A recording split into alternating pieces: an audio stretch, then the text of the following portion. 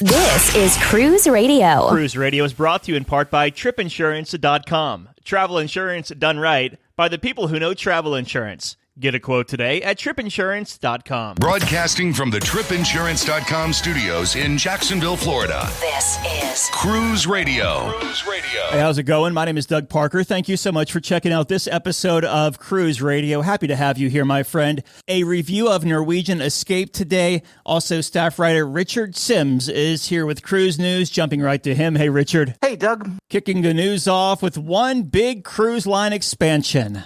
Disney fans are going to be really happy to hear that over the next few years, Mickey Mouse and his friends are going to have a whole lot of ships on which to play.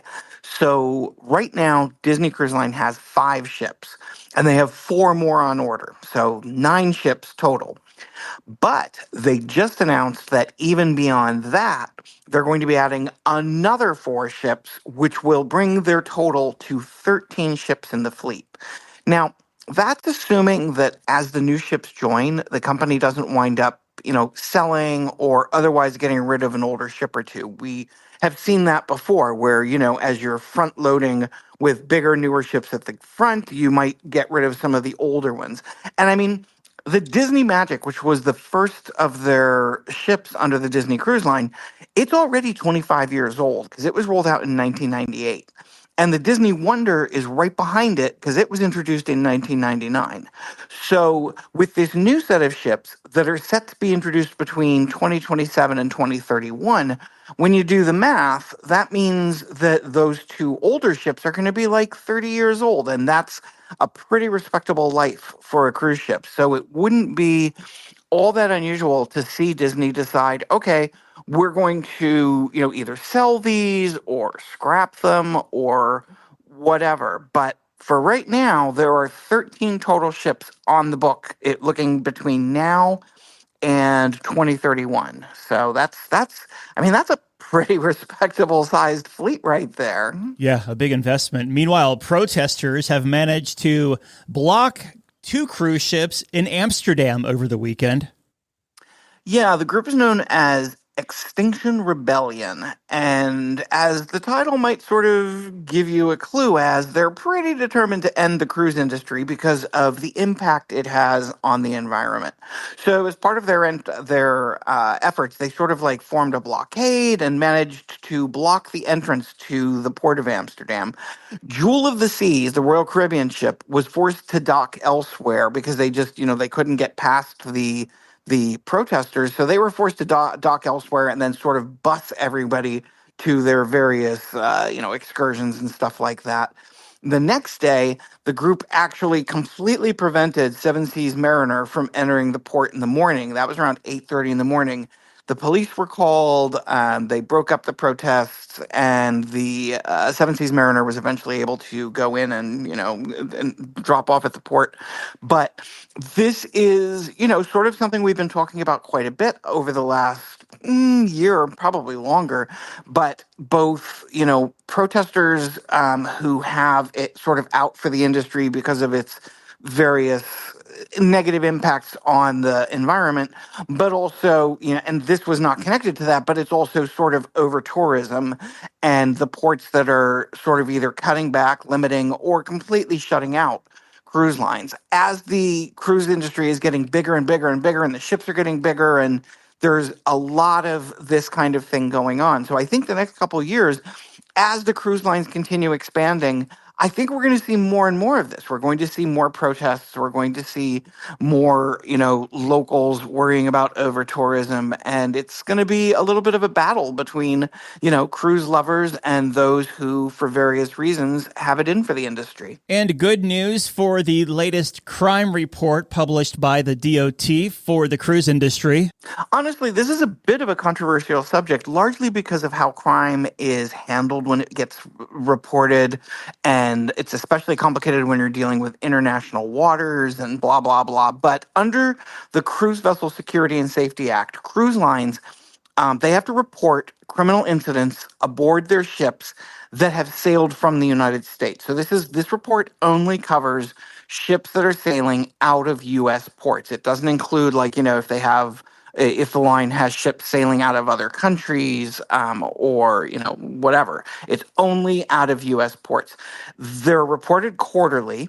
And it's designed to kind of ensure transparency on the part of the cruise lines and keep passengers informed about what's happening on the ships. And the latest report covers April through the end of June. So it covers the second quarter. And it said that there were 36 incidents reported on various ships. Now, take this for what it's worth. I think it wasn't particularly a surprise that Carnival Cruise Line had the highest number of incidents, with 12 of the 36 reports involving their ships, including 9 sexual assaults. There's a couple things to unpack there, though. First of all, I mean, Carnival has the largest fleet, so it's not necessarily surprising that it's going to have the largest number of incidents. There's also the fact that when you look at something and you say, okay, there were 36 reports overall, not just Carnival, but overall, and there were 12 of the 36 reports were on Carnival ships, and that included 9 sexual assaults. But when you look at that, and then you look at the number of passengers that are being carried in that quarter, I don't want to in any way, shape, or form dismiss this as if to say, these crimes weren't important, or that they shouldn't be punished to the full extent of the law, or that, we should look the other way. But I am saying that when you take it into consideration, the number of passengers, and you break it down on a per capita level and all that, it does become a little less,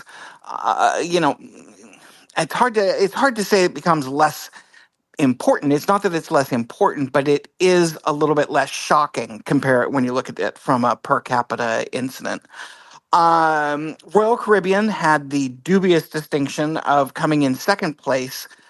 But the good news for them is that they went down from 11 incidents in the first quarter to 5 in the second. So that is, that's definitely good news. Again, these numbers are a little bit interesting because they only cover certain types of crimes. There's no way of knowing what crimes were actually reported and which ones weren't. We read about incidents that don't necessarily fall under the category, and it's also only on U.S. ships. So there's a lot to unpack there, but the overall story is that crime is down in the second quarter, and this is a case where down is a good thing. A horrifying incident aboard Norwegian Cruise Line was caught on film, and gosh. Yeah, this was, I suppose it's almost inevitable. Whenever something bad happens, people tend to whip out their phones. Now, in this case, that was not what happened. In this case, the passenger was filming, was taping themselves like we all do, like, oh, everybody wave at the camera kind of thing. And they caught a man overboard as it was happening. And, with everybody in this day and age having camera phones and GoPros and all of that, we're filming 24/7. So it seems inevitable that this would happen. But it was a terrible situation. And unfortunately, you would think that because it was caught immediately and because people were immediately summoned and the ship was immediately able to dispatch a rescue, you would think that this would be one of the rare man overboard stories that has a happy ending. Unfortunately, it did not. The Norwegian released a statement that said the onboard team took immediate action to recover the guest. Upon quickly reaching him, life-saving measures were taken once on board the ship, but unfortunately, he did not survive. Again, I think that's the part of this story that surprises me more than anything else. I mean, it's not surprising that the video went viral because that's just, people, as a people, we are drawn to the darker side, and things like that tend to go viral. But what really does surprise me is how little time, relatively speaking, passed between when the passenger went overboard and when they were recovered, and the fact that they still passed away. Just tragic on every level, really. Our thoughts go out to the family, obviously. Royal Caribbean also had one in the Mediterranean last week, and we had one a little bit closer to home last week, too. Yeah, this was on the Carnival Dream. A female crew member didn't show up for work, and they haven't identified the crew member or spoken about exactly what position she held on the ship. But she didn't show up for work. Her fellow crew members reported her missing. And immediately, the ship was searched, and it turned out that she is believed to have gone overboard. They don't know 100% at this point as we're recording this. They may eventually be able to determine that to be true based on CCTV footage and things like that. But the cruise line has released a statement saying that she is presumed missing at sea. The United States and Mexican Coast Guard were both notified, but as we are recording this, she is still missing. And while they have not said presumed dead at this point in a search, it's sadly kind of the almost inevitable end of this story. Now, we have seen miracles where people have fallen overboard and been missing for days, and everyone assumes they're dead, and they somehow miraculously have survived. So we'll have to keep our ears open and see if there's any update on this story as we move into the coming days. And saying goodbye to a popular cruise director. Yeah, this is the Flying Scotsman, who is one of the best known cruise directors in the fleet. It's interesting to me. Carnival has more, I think, well known and identifiable cruise directors, past and present, than any other line that I can think of. Whether you've got the Matt Mitchums and the John Healds, and in this case, the Flying Scotsman, who was very well known for wearing kilts during a lot of the performances. His real name is Chris Williams, and he is what might be called a ball of energy. About 9 months ago, he was given a new position. He took on the role of fleet cruise director, which meant he kind of oversaw all of the entertainment programs across Carnival's fleet.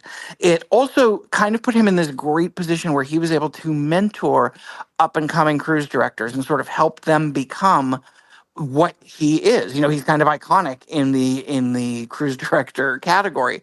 But he recently turned 40, and he released a very, very, very lovely video in which he explained that as much as he loves Carnival and he absolutely hates leaving the company, he's got a 5-year-old daughter, and he realizes that, when you are in a position like he is in, you are away from home a lot of the year.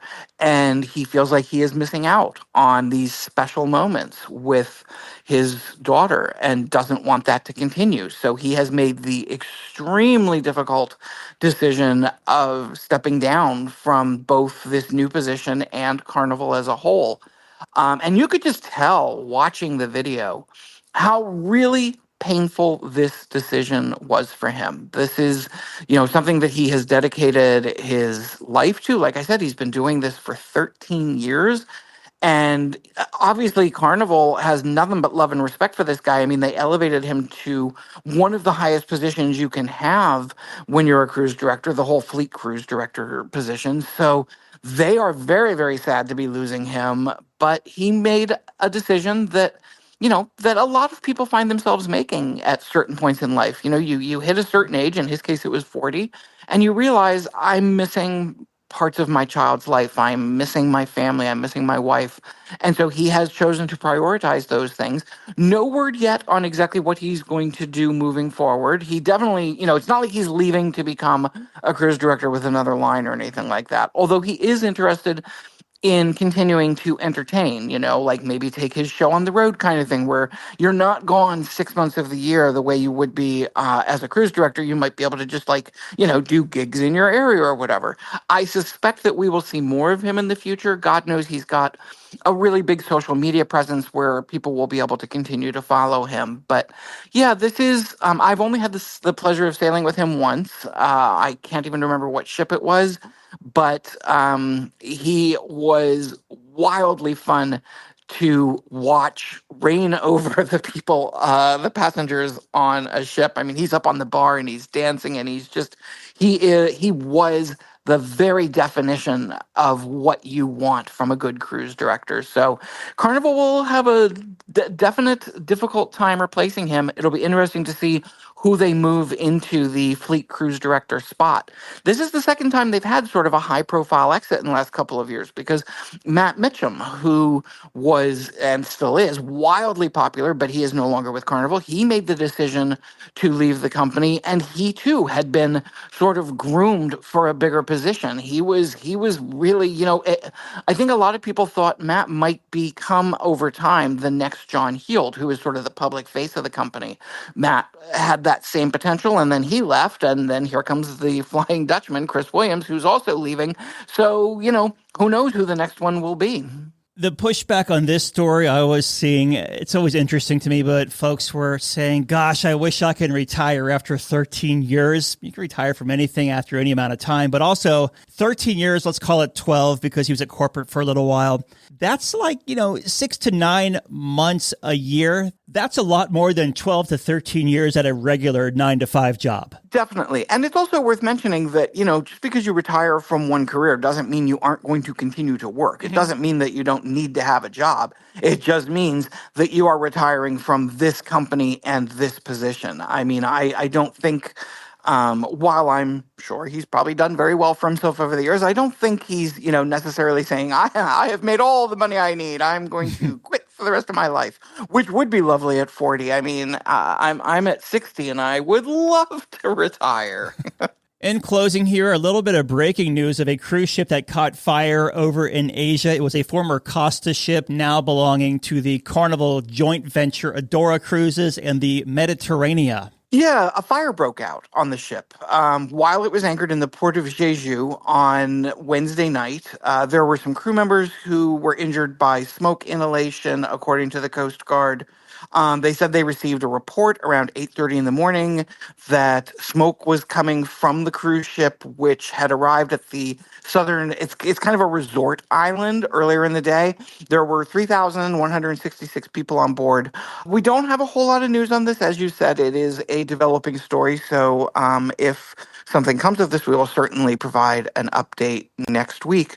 What's the background on this ship? This was one of 2 Spirit-class ships for Costa Cruises. One was the Atlantica, which is now the Margaritaville at-sea Islander, and the Costa Mediterranea, which now belongs to Adora Cruises. Now, as far as how much Carnival Corporation has in Adora Cruises as a stake with the Chinese government, I have no clue. But I do know it's time to go. Staff writer Richard Sims, as always, thank you, my friend. Always glad to be here. Have a tip or a lead on a news story? Let us know. Email tips@cruiseradio.net. A big question we get at Cruise Radio is, how do I know if I need trip insurance? Simple answer. If you're getting on a plane, taking a road trip, or getting on a cruise ship, you need to have travel insurance. Hey, it's Doug Parker from my friends at tripinsurance.com. Not only does tripinsurance.com protect your vacation investment, but it also gives you peace of mind in case anything were to go wrong on your trip. How do they do it? They offer 3 different types of trip insurance policies. Good, better, and best. One policy for every vacation budget. But it doesn't just stop there. They're up to 40% lower when you shop around on other comparison sites. Plus, tripinsurance.com offers 24-hour customer support before, during, and after your trip, online claims assistance, and travel alerts to let you know what's going on at your destination. But find out for yourself. Check out tripinsurance.com. Just back from a cruise? Let's talk about it. Email Doug at cruiseradio.net. Frank just returned from a 9-night cruise aboard Norwegian Cruise Line's Norwegian Escape. Went all through the Med round trip Rome. He joins us to talk all about it. How you doing, my friend? Great, Doug. Happy to be here. Yeah, excited to talk about this. You live on Long Island. You had to make your way across the pond and over to Rome to embark Norwegian Escape. So give me some pre-cruise thoughts. What made you want to take this 9-night cruise? Trip to Europe has been like a bucket list trip for my wife and I. So we had been planning this for 4 years, probably. We were booked on the Epic at one point. Then the pandemic came and we delayed it. And eventually we just said, we're going to go. And we booked it on the Escape. The itinerary was basically exactly what we were looking for. We got to see a lot not just of Italy, which is kind of our prime destination that we wanted to see on this trip, but we also got to see a few ports in Spain and even stopped in the south of France. So that was the motivation is we want to start seeing the world. We've been traveling, cruising a lot through from New York to Bermuda to the Caribbean, but we want to start expanding where we go. And this was the first one we did overseas like this, and we're going to do it again. Yeah, so I guess the Norwegian Escape would probably be a 5-year upgrade too, because Epic came out in 2010, I think, and then this one came out in 2015. Yeah, and we've been on it 3 times, so it was like home away from home. You know, when we were going to all these different ports, it was 9 nights with 8 different ports, but we knew it was a mix of like seeing the new and exciting, stuff in Europe, which we had never seen before. But yet every night we kind of came like quote unquote home, and we could eat at Cagney's and we could go to O'Shea's, and we could lay our, empty our suitcases one time in the cabin and be done, So it was really, really nice. So you mentioned embarkation was pretty fast there. Did you spend any time in Rome before you cruised? 4 days. Awesome. Yeah. So what'd you awesome. think? Yeah. Everything I expected from everything I had heard about Italy and Rome and the food and the people and the environment and the weather, everything was like exactly as I had heard my entire life. Mm-hmm. Yet I was awed and amazed at every turn. It was perfect. It was just fabulous. Everything that you've heard about, everything over there is old. Yeah, everything is over there is old, but it was gorgeous, I think it's good to know, though, like what you're talking about, because a lot of folks that I interview come on and they fly in either morning of their cruise, which isn't the smartest thing to do, or the night before their cruise. But if you're going, especially, 3, 4, 5,000 miles away from home, it'll do you some good to maybe stay a couple of days, either pre or post. Yeah. We met some folks on board that we clicked with and were hanging out with. And I actually spoke to them after we got home, and they did exactly that. They boarded, they flew in the day before, but then they spent 3 or 4 days afterwards. And they said the same thing. It was great. You mentioned you sailed on the ship a couple of times prior, but what were your impressions this time around? It was great. Everything was as it should be. Everything on the Escape is, if it's new, but it's, it's fresh and it's clean. Everything works. There's no problems. We did spring for they call it the Free at Sea Plus. So we had kind of the elevated Free at Sea. We were able to get like the top shelf drinks and Starbucks and waters and a bunch of other stuff, unlimited Wi-Fi, and it just made it so nice. Nothing really new. We were on the Escape last August. I would say there wasn't really anything new. Like I said, it's like home. We knew what to do.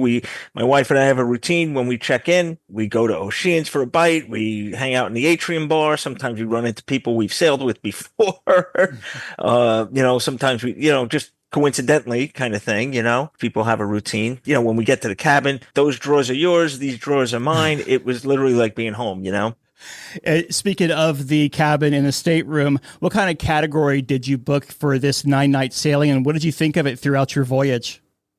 So we typically, and we did this time as well, we booked the club balcony suite. They call it a suite. It's just kind of a larger room. It's got the larger bathroom, the larger shower, the double sink.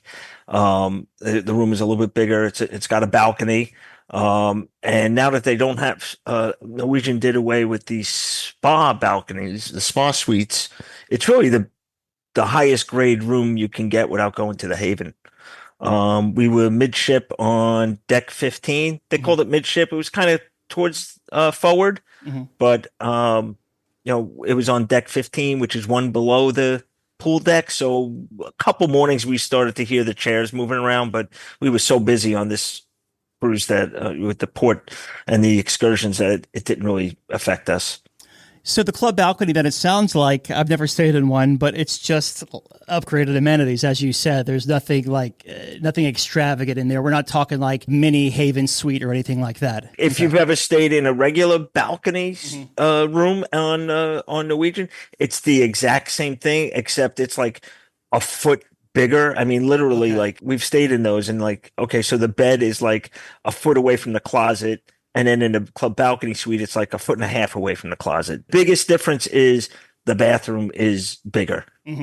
We got laundry one night for staying in that level room. This was great. This was a long trip for us. Yeah. 9 days and 4 days pre-cruise.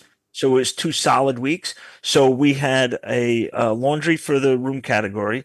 We had and then my wife and I are each platinum, so we each got a laundry. So we did laundry. We had them do our laundry 3 times, which was great for a 2-week cruise. We could pack a little lighter. There's nothing like getting the laundry done the day before you have to leave, because it comes back nice and compressed, and you just lay it in there so nicely and zipper that suitcase up, and you're not trying to sit on the suitcase to button. Yeah, I love that. Let's talk about the dining on this 9-night cruise. We'll start in the buffet area. How was your experience in there? So we never ate at the buffet, except I ate breakfast at the buffet. I'm going to say every morning. Every morning I would go and get a fresh made omelet, and that's kind of like my routine. Like I said, I've been on this ship 3 times, Norwegian 13 times, and that's kind of my routine. My wife either gets room service, or if we're doing a lot of traveling, she may not even eat anything. She'll just have a cup of coffee before we go. That was very typical, exactly the way I expected it, which again is part of the appeal. But we never ate there for lunch or dinner. When you were in there for breakfast time, because sometimes the most crowded a buffet can get is during breakfast time, before everyone starts, going off for their excursions for the day, whether it be 8, 10, 12-hour excursions. How was it as far as crowds and congestion in the buffet area? Like, did it get tight at times in the morning? A little bit. Never affected me. I'm always the first one there. I go to the gym at like 5:30, 6 o'clock, and I'm at the buffet at 6:37 when they first opened. So I didn't notice big crowds at all. Which one of the dining rooms did you dine in throughout your 9-night cruise? We ate at the Manhattan room, and it was great. It was no real wait to get in. The food was as expected, which in my opinion is really good food. I read reviews. I listen to this show. Some people really complain about food on other lines, but there's nothing really to complain about on Norwegian, on the main dining rooms. It was fine. People were raising all kinds of cane about a year ago or so with NCL. Did they scale back their menu, or is it the same menu every night? What did they do? There was something I can't remember exactly what it was. Yeah, they did. They changed it. I don't know if they scaled it back. If they did, they kind of masked it. At least I don't notice it being scaled back. But yes, there's half the menu is the same every night. And then there's about 4 or 5 entrees that they rotate through, and it changes a little bit. So yeah, some people, I guess, get upset by that if they're eating mostly at the main dining rooms. We happen to eat mostly at specialties on this trip, which I know we'll talk about. We only ate in the main dining room, I think, once or twice at the most. On those longer Norwegian voyages, people tend to, gravitate towards the dining and drink package. So what specialty venues did you dine, and how was your experience in the ones you did do? So we had the free at sea plus the platinum and all that. So we ended up eating at 6. Wow. I think almost all of them. Yeah. So we did the Moderno, which is the Brazilian barbecue. That was great. They just kept coming by with another slice of meat for you, which was fantastic. Cagney's, of course, is the steakhouse. That's my favorite. We missed this new change that I think came down a week after we were on board, where they limited the menu a little bit, but we still had all of our old favorites. They had the ahi tuna that I like, and I had a nice steak. My favorite there, though, of course, is the truffle Parmesan crusted truffle French fries. I can't get enough of those. We ate at Le Bistro, the French restaurant. Fantastic. Had a nice bottle of wine there. We ate at Bayamo, which is like the Ocean Blue, the Iron Chef Jeff Zakarian, I think his name is, Mhm. has that seafood restaurant, which was fantastic. And I feel like there was maybe one more. Um, Teppanyaki. Yeah. So, and Food Republic. Jeez. Yeah. Yeah, we hit them all. We hit Yeah. them all. It was 9 nights, and we had scheduled most of those prior. Hmm. We had made our reservations. But we left a couple free. We knew we had two more. We left a couple open in case what happened, it turned out to be exactly what happened, is we met another couple on board that we really clicked with. We hung out with them a lot. So we went to Teppanyaki on the last night, and that's always fun with a group. Yeah. So it was a lot of fun. I don't like going to Teppanyaki when it's just the two of us. It gets a little, you know, you've seen that show before kind of thing. And Food Republic, I don't know if you ever ate there, but that was really unique. That's where you order almost, I don't want to call it dim sum, but you kind of order but you order like on an iPad and then you bring it out. And then if you want something more, you order again on the iPad and they bring it out. It's kind of a unique way. I would call it like Asian fusion Hmm. food. It was very good. It was like lettuce wraps and barbecue rib type things, and it was great. We had a lot of fun there. As far as the entertainment, now one thing that NCL has gotten some pushback for over the past 6 or 8 months has been kind of the reduction of entertainment, like the Broadway shows and combining bands and putting the same band in different spots throughout the ship. Curious of your thoughts on that, but also more importantly, your thoughts of the entertainment during the 9-night cruise. Yeah, we did notice over the last year or so that they've cut back on, I'll say, the big Broadway type shows. We went to a show called Choir of Man, which we had seen a couple times before, and I loved it. It was kind of a unique show. Wouldn't call it Broadway quality show, but it was a big show like that with nice set and a large cast and singing. I'll say my genre of music. It opened with "Welcome to the Jungle" by Guns N' Roses, right? And Mm-hmm. that's kind of my era. It was a lot of fun. They serve beer like off the stage. You can go up and get a beer before the show. That's a lot of fun, that show. That's in the main theater. They have a place called Sid Norman's Poorhouse, which has, again, also some like classic rock theme stuff. They have a Fleetwood Mac show, and my wife especially, but I like it too. My wife just absolutely loves that band. And that was a lot of fun. Um, that gets very crowded, but very well done. Very, very well done. Both of those shows. There was a unique one when we checked in and we got our. I think we saw it on the TV on our schedule. We noticed that they had scheduled us to go to their dinner theater for a show called The Other Guys. So they give you dinner, no charge. It's complimentary. Mm-hmm. It turned out to be really good. We had eaten in this dinner theater before. If you've ever been on a Norwegian ship, they have on like the same level as the atrium. They have sometimes like a Cirque du Soleil Mm-hmm. kind of Yeah. theme or Illusionarium, they Yeah. call it in some. On some ships, that venue is called something else, but I never liked the food there. This was actually not bad. It was like the same food as the main dining room. Not that you got a choice. Everybody got the same chicken parmesan or something like that.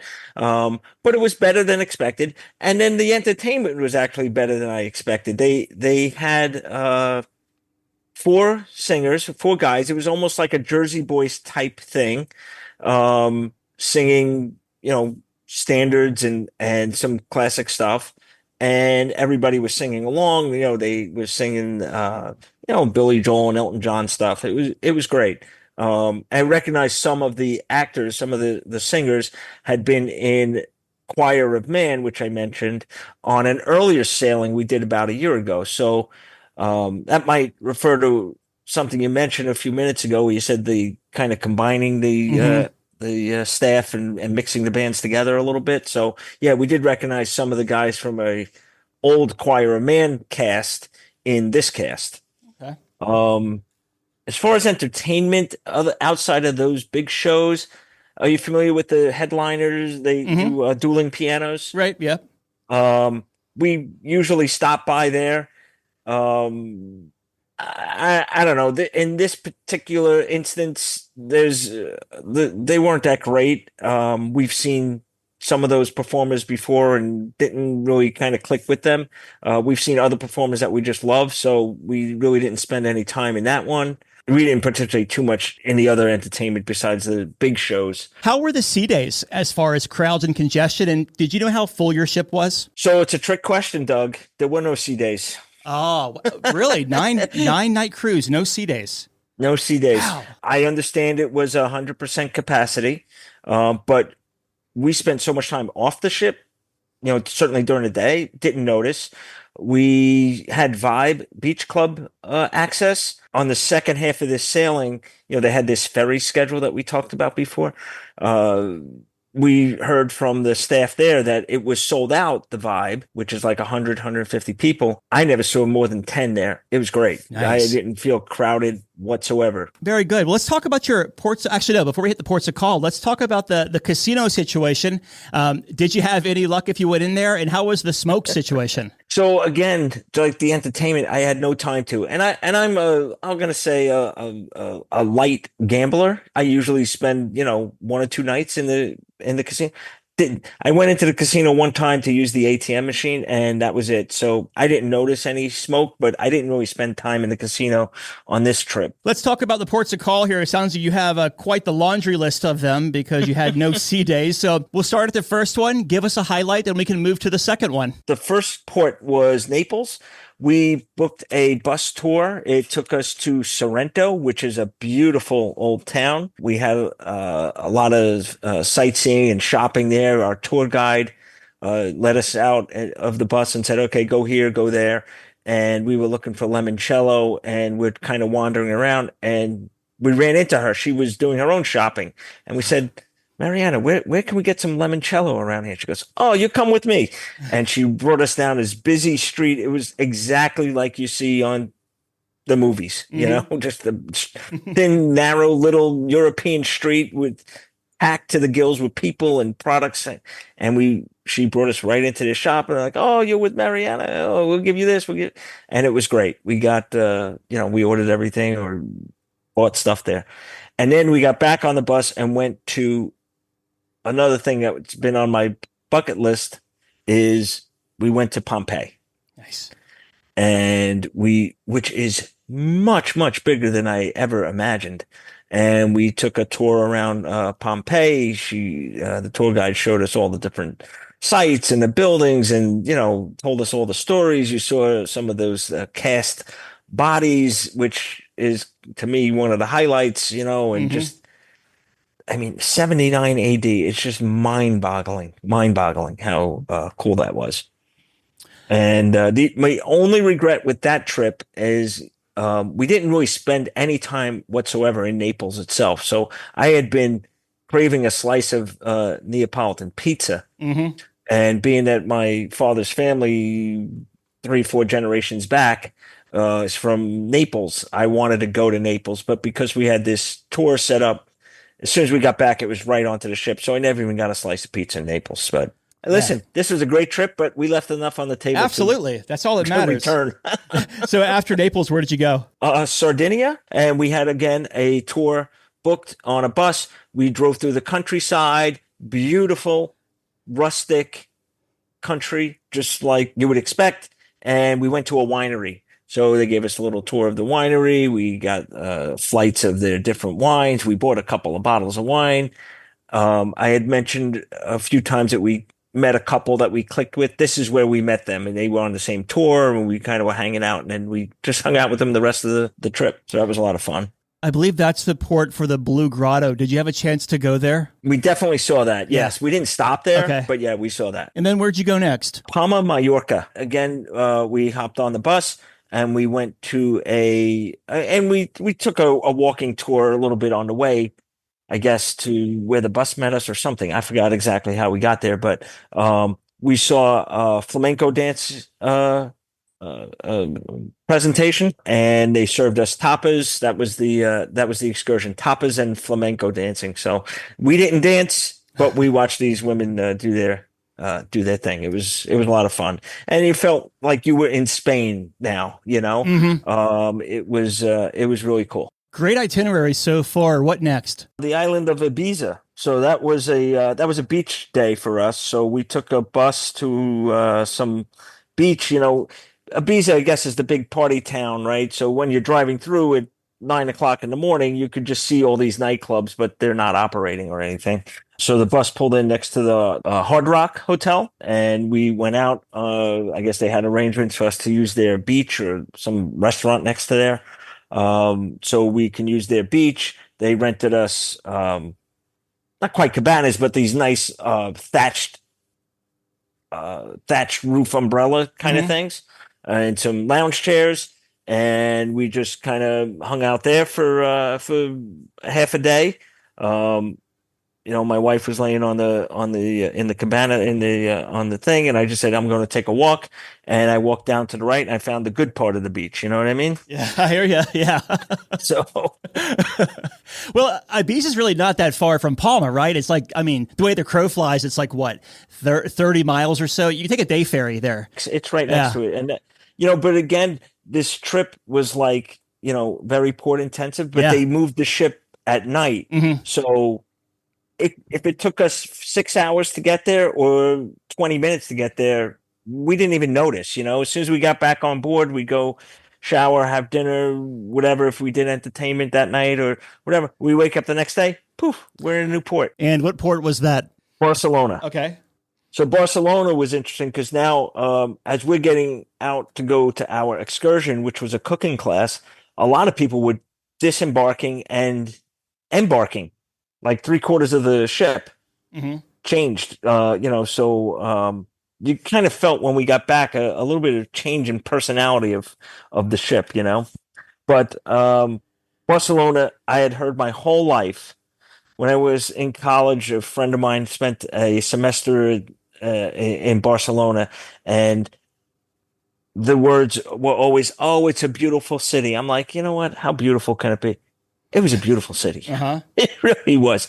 The architecture and just it was so nice. And we did something a little different. We didn't really know what to do. So we had found through Norwegian excursions, something we always wanted to do at home, which we never did, which is a cooking class. We walk into this paella club, they call it the paella club, and they hand you a glass of wine and an apron, and they have some food kind of like partially prepped there, and then you stand there with like 6 or 8 other couples, kind of some of whom we kind of knew from the ship, and we just had a blast asking you trivia questions about paella. If you get it right, you do a shot of tequila. Hey, the time it was time to eat, it was a lot of fun. How far from the ship was that? Not far. It wasn't like some of these other ones. Especially when I tell you about Florence and Monaco, were like over an hour away. No, this was within 20, 30 minutes. Yeah, I probably maybe even less. And then where to next?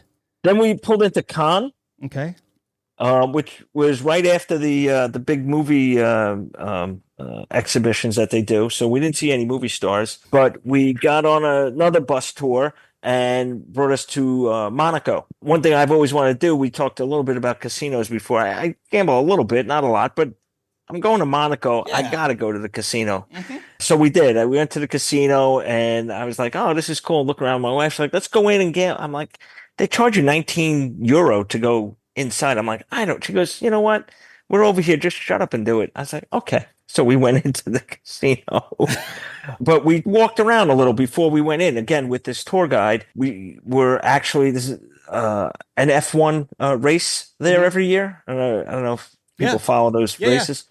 So we actually were on part of the track. Like when the bus let us off, they're like, oh, these red and white stripes. They're like, oh, that's part of the track. And this fence will come down next week because the race ended a couple days ago. And then they'll put it all back up again next year. It's like walking down Vegas Boulevard these days because, they have the F1 there. And, well, they just had it this past November. It was the same way. I went a couple of weeks before and a couple of weeks after it. And it was like we were walking on the track. They just paved the road again and all kind of, it was really cool. Yeah. So they say in Monaco, it takes them a month or two to put it all up and a month or two to take it all down. And they do it every single year. I'm like, well, why don't you just leave it up? That's not a bad contract to have. Oh my God, the money in that place. It's Yeah. just, I never saw so many 9/11s in my life. The only thing, I mean, Monaco, it's not part of France, but they all speak French. I Hmm. kind of got that vibe that Yeah. I've always heard about the French. They don't really love us Americans, In Italy and Spain, I felt like people just were so nice and were just so friendly and helpful and everything. Over there, it was the exact opposite. Ah. They make me pay $19 to go into the casino. Okay, so What? I got, oh, and let me see your passport. So now I got to fish out of my backpack, my passport. Okay, here's my passport. Okay, now they give me a ticket to go into the casino. And my wife too. We both got a ticket to go into the casino. So now we're going into the show our ticket, go in the casino. She goes in before me. I'm going right behind her.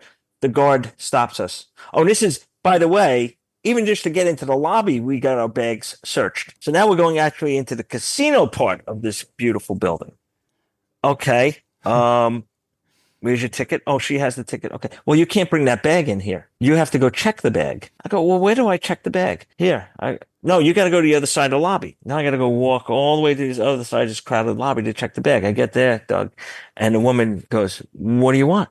Well, I want to check my bag. She goes, where's your ticket? I go, well, I'm going to check my bag. You're going to give me a ticket. She goes, no. And she boy. points at a sign, says, bag check is for casino ticket holders only. Well, my wife has my ticket. She just went in the casino on the other side of the freaking lobby. It was a big hassle, but eventually I got in and I discovered something. My money, whether it's dollars or euros, goes just as fast on the roulette table, no matter what denomination it is. It's cool you got to go to Monaco, though, because a lot of cruise ships have that as a port call, but they don't get to go because the way their pier is there, it kind of jets out from the land. All it takes is the wind coming off the Mediterranean Sea, where it'll push you right to the dock, and the ships, they just won't do it, even with tugboats. I've had it on my schedule twice, and both times I haven't been yet because we've missed it because of wind. I'm glad you mentioned that.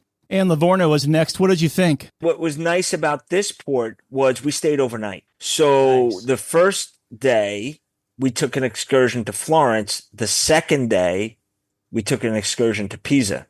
Ah, there So you I go. know a lot of people squeeze them into one day. Yeah, This was nice because we had that overnighter. What'd you think of Florence? Oh my God. Have I used the word breathtaking yet? I literally on this trip, which is 2 weeks, I can't tell you, Doug, how many times I came around a corner or something and I saw something and I literally went, ugh, like gasped. Yeah. And I'm like, did I just say that out loud? My wife's like, yeah. I'm like 10 times. It was just things that I would see, like the Domo or the David or just all the other cities. But the drive, which was a pretty long drive, it was over an hour, could have been 2. I think we actually stopped at a roadside, like rest stop from the ship to Florence because it was a pretty long ride. But riding through Tuscany is just gorgeous. And you see these villas that you're like, you've seen on every movie and TV, and you're like, okay, I guess there's, one of those, and they use that as the stock footage.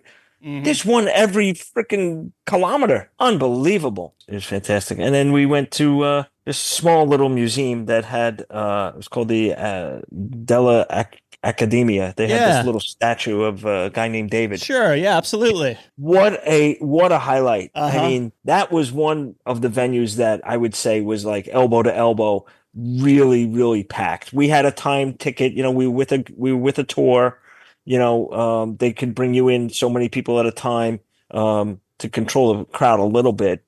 But that was packed gill to gill. So we didn't get to see too much. We did see the prisoners on the way in to see David, and then you just kind of took like one turn around David. People would stop, get a picture, and then we just moved on, So that was an absolute highlight. Yeah. Pisa, did you get the picture of you're holding up the statue of Pisa? Another one I have to thank my wife for. It was very crowded there too, and we just couldn't get the proper angle, And I was like, you know what? Get a picture of me with Pisa. Get a picture of you with the tower, me with the tower, us with the tower, whatever. Okay. The thing with the hand holding it up, I've said my whole life I'm going to get that picture because growing up, every relative in my family had that picture, just like she was at the casino. She's like, you came all this way, just do it. And we did. And yes, I have that picture on my phone. There you go. Yeah. Everyone's got to do it at least once. Yeah. Yes. Yeah. It's cheesy, but I did it. We didn't talk about the weather. 2 solid weeks. Uh-huh. Absolutely perfect weather. every single day, clear blue sky. The worst was when we were at Pompeii. For about 30 minutes, it sprinkled on us, and I'm not even going to say rain. It was like a drizzle. I had bought a light rain jacket for this trip. I brought it home. The tag's still on it. Never even wore it. Nice. The weather was absolutely perfect. Seas were calm. Absolutely. Doug, 2 weeks, I can't tell you 3 things that might have gone. Nothing went wrong. One of our cars was a little later than we wanted it to be, but I mean, it was a private driver we drove around with a private driver one day in Rome. 6 hours we had this guy. We get in the car, he goes, "Where do you want to go? Whatever you want to do." He was in this big BMW 760 ILD, which I never even heard of. It's like a diesel 740, Yeah. And the cars in Rome are like, tiny. Mm-hmm. So this is like a limo over there, So I'm not really complaining, but there was absolutely everything went perfect, It's awesome. Yeah. So you make your way back to Civitavecchia, the port for Rome, or however you pronounce it. I probably butchered it there. How was your debark? Perfect. We picked a late debark because we want to stay on board as long as we can. We had a nice leisurely breakfast at Taste or Savor. I forgot which one. And then it was time for our color to leave. You do it by color. We don't carry our bags. We have them bring them out. We went out. We found our bags in the bag claim. We walked outside and we had to just wait a few minutes for our driver to be there. And it was seamless. You did not ask me about embarking. Yeah, because you said it was so flawless. So let's talk about that. From curb to ship, how long did it take? Because you were saying that there was barely anyone on board boarding with you. 5 minutes. Wow, that's the record. It was 7 yesterday, and that was fast. It was unbelievable. Wow. We got to the port. We didn't even think we were in the right place. I mean, we saw the ship, so we knew we were in the right place. But you get there, and we're used to boarding in New York City. I don't know if you ever did that. You can ask Richard. Mm-hmm. It's a zoo. We've been in New York where the line is like out the door, around the corner, ridiculous. We literally went in, scanned our went through the metal detector, I think. There's no customs, right? Because you're within the European Union, so there's no customs or anything, right? Yep. There's just a little bit of security. We went right to the desk. There was not one person online. Did our tickets or boarding, whatever, paperwork so quick. Never did it so quick before. And we were literally on the ship in 5 minutes. We were just absolutely flabbergasted. Yeah. That's awesome. Any post-cruise time in Rome or straight to the airport? No, straight to the airport. We had spent 4 days in Rome. So no, it was straight right back to the airport.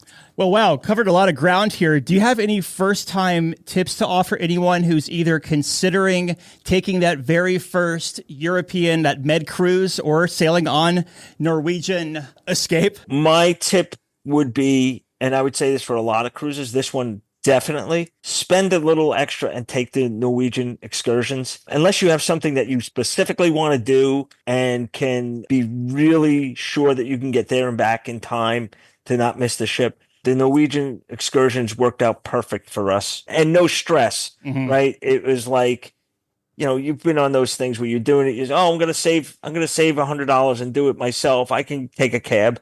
And then you're like, oh crap, am I going to make it back to the ship before it leaves? And then you're on the Today Show saying Norwegian left me. Yeah, right. Exactly. Right? Yeah, because I wanted to save a few nickels. I didn't. The biggest highlight of this cruise for y'all? Waking up in a different European city every single day. Absolutely was the highlight. Rome was the highlight, but we didn't wake up there from the cruise. So I don't know if I can include it in the review, but in general, the highlight for me was they were all highlights.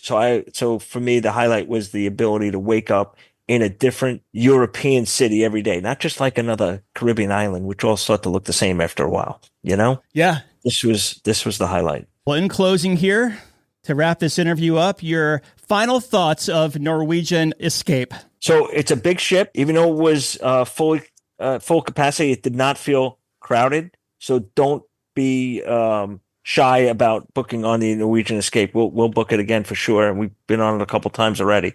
We're starting to love that ship. That and the Getaway are our two favorites right now.